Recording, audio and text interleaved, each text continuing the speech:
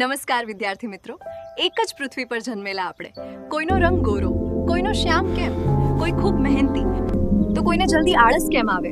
કેટલાક દેશો એટલા વિકસિત કેમ છે અને કેટલાક હજુ સંઘર્ષ કરી રહ્યા છે કેમ?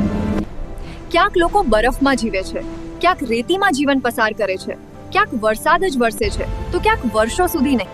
શું આ બધું ફક્ત કિસ્મત છે કે તેની પાછળ કોઈ વિજ્ઞાન છે? આ બધા પ્રશ્નોના જવાબ છુપાયેલા છે એક એવા વિષયમાં જે છે ભૂગોળ. તો ચાલો આજે આપણે પૃથ્વીને સમજવા માટે એક અદ્ભુત સફર શરૂ કરીએ. ભૂગોળ એટલે ફક્ત નકશા નહીં, ફક્ત નામો યાદ કરવાનું નહીં. ભૂગોળ એટલે તમે જ્યાં ઊભા છો તેને સમજવું, તમે કેવી રીતે જીવો છો તેનો જવાબ શોધવો અને પૃથ્વી સાથેનો તમારો સંબંધ સમજવો. ભૂગોળ શબ્દ ગ્રીક ભાષામાંથી આવ્યો છે. જીઓ એટલે પૃથ્વી અને ગ્રાફિયા એટલે વર્ણન. એટલે ભૂગોળ એટલે પૃથ્વીનું વર્ણન. આ શબ્દ સૌપ્રથમ વાપરનાર હતા એરાટોસ્થેનેસ. તેમને ભૂગોળના પિતા કહેવામાં આવે છે. તેમણે પૃથ્વીની પરિધિ માપી પહેલો વૈજ્ઞાનિક નકશો બનાવ્યો. મિત્રો, ભૂગોળ આપણને 3 મુખ્ય પ્રશ્નો પૂછે છે. શું છે, ક્યાં છે, શા માટે છે? આ 3 પ્રશ્નો જ આખા વિષયનો આધાર છે. ઉદાહરણ તરીકે જ્વાળામુખી. જ્વાળામુખી શું છે? જવાબ છે મેગ્માનો વિસ્ફોટ. ક્યાં છે?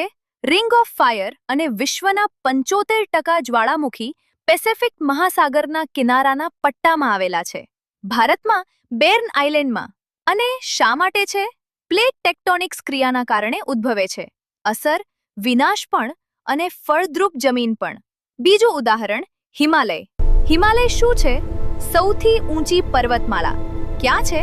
ઉત્તર ભારત, નેપાળ, ભૂતાનની સરહદે. શા માટે?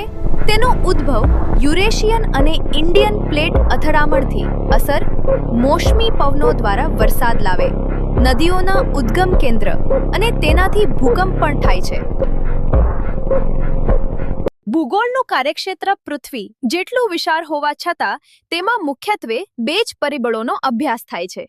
1 પ્રાકૃતિક તત્વો અને 2 સાંસ્કૃતિક તત્વો.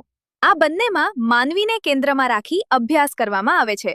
ભૂગોળનું વિષયવસ્તુ અત્યંત વ્યાપક છે, જેમાં મૃદાવરણ, જલાવરણ, વાતાવરણ, જીવાવરણ અને નૃવંશાવરણના ઉદ્ભવ અને ઉત્ક્રાંતિનો અભ્યાસ થાય છે.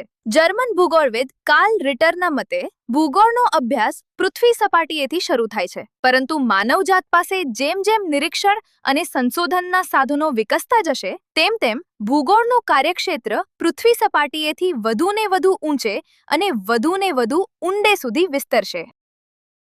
હવે સૌથી મજેદાર વાત, પર્વતીય લોકો મજબૂત કેમ હોય છે? માછીમારો શક્તિશાળી કેમ? નદીને માતા કેમ કહીએ? આપણી સંસ્કૃતિમાં તુલસી પીપળ કેમ મહત્વપૂર્ણ છે? ઘરોની રચના અલગ કેમ? કારણ એક જ છે, માનવ પર્યાવરણ પ્રમાણે બદલાય છે. તો મિત્રો, ભૂગોળ આપણને શીખવે છે ક્યાં, શું અને શા માટે, અને માનવ અને પર્યાવરણ વચ્ચેનો સંબંધ. ભૂગોળ માત્ર વિષય નથી, તે જીવન છે. તે આપણને શીખવે છે સમજવું, જોડાવું અને પૃથ્વીને બચાવવું. એરાટોસ્થેનીસ દ્વારા શરૂ થયેલી આ સફર આજે તમારી સાથે આગળ વધી રહી છે. ચાલો પૃથ્વીને સમજીએ અને તેને વધુ સારી બનાવીએ. ધન્યવાદ. જય હિન્દ.